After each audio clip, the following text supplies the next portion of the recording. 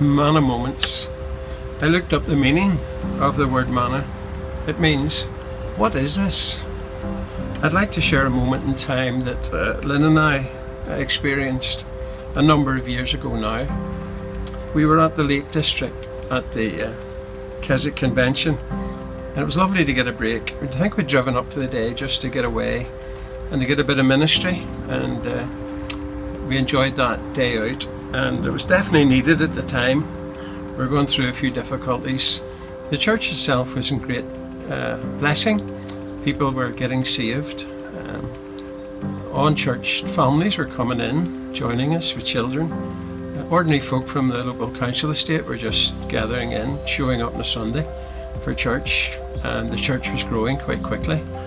But the backstory to that move of God was that there was a power struggle going on between myself and the leadership. So Lynn and I were sitting on a lovely sunny afternoon in Keswick by the river, and we were discussing the problems and difficulties surrounding this power struggle that was going on at the time. And as we talked about it, this lady came up to the bench near the river and asked, could she join us? So we said yes, certainly, and she sat down and she asked us, were we at the convention?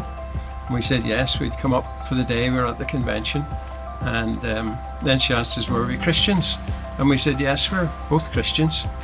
And she says, well, as I approached the bench to speak to you, she says, I noticed you were covered in a deep cloaking of the Holy Spirit.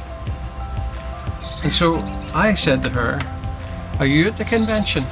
And she says, oh yes, I'm here with a mission. And I said, oh, what mission?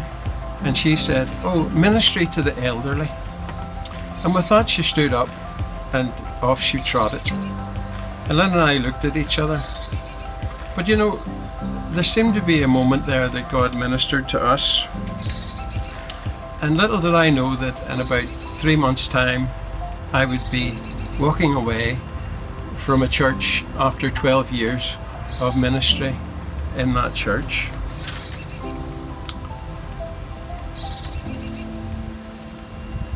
David reminds us in Psalm 37 and 25, and this is what he says, once I was young, and now I am old, but I have never seen the righteous deserted, nor his seed begging bread.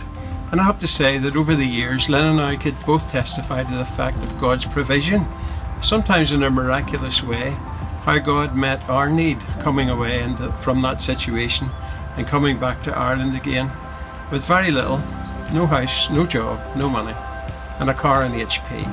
And God, in a miraculous way, met our needs and continue to meet our needs in a most amazing way He provided.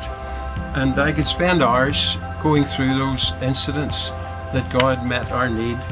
But Lynn and I have carried that with us over the years, a little like the Israelites took the omer of manna and put it before the Lord, and eventually put it in the covenant and carried it in the tabernacle with them as they moved from place to place, as a testimony to God's faithfulness from generation to generation and in remembrance.